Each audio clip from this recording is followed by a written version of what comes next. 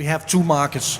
We have the market where PATRIZIA and Aberdeen and Valad and the larger players and the big listed Swedish company, they have access to all the debt they want. They have a decent and increasing leverage, and margins is going down. And then you have a big, you could say, sub-market, a smaller market, which is very difficult to get access to financing.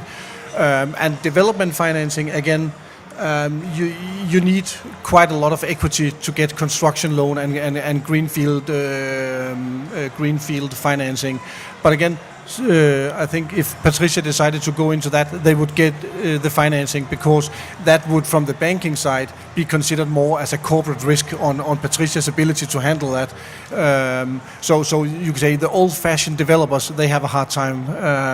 But I think that some of the cash coming from the international investors, that will be deployed also to granting construction loans going forward. We have some discussions on that, because the whole regulatory environment with the new Basel rules, it will become difficult for the banks basically to make construction loans going forward. So, but talking about Sweden, I mentioned that early on, the larger players there, and there's a number of those, they have access to all the loans and all the financing they need.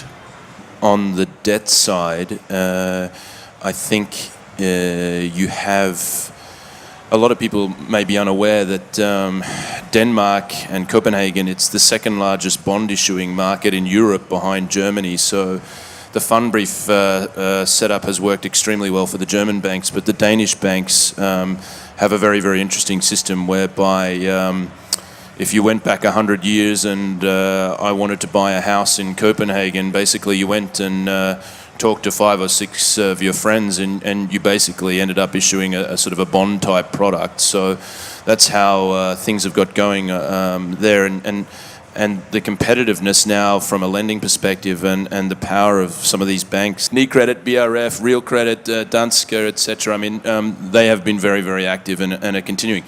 Are they interested in working, and it's the same with Handelsbanken, SEB, Swedbank, Nordea, etc. Are they interested in working with new international parties coming in?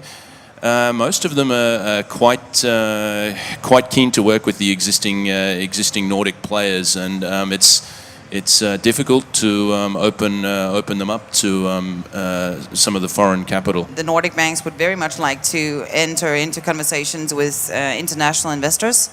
But there's one thing that's common for all 4 countries, and that's trust. If they don't know you, that's going to be the first step for you. They need to get to know you, and they will go and make a check on you guys, whether, do you have a black reputation, or are you white as snow? If you are even gray, they're probably going to step back and have a look at you. Trust is a main thing in the Nordic countries. So is equity. Don't think you can come and get financing and get up to 90-95%. Forget it. Then you should go to the local bond market, whatever it is. Not the Danish bond market, because they will never do that. They can only go up to 80 for resi and 60 to in commercial properties. The local banks are basically looking at the investors if they commit to the market. PATRIZIA today is not considered as an international investor in the Nordics. That's a local player, and we have a number of those. You could say Cornerstone, Warburg Henderson. There's a lot of you could say international investors. But as long as you have people on ground, you build that trust, then it's not a matter if you're international or you're a local investor. You are considered as being local investors. I think especially both in Norway and Sweden, we have also seen, you could say, call it a secondary bond market, unsecured bonds, which basically traded now on 250 to 300 basis points, 5-year commitment without collateralize in the properties, but on a holding company level.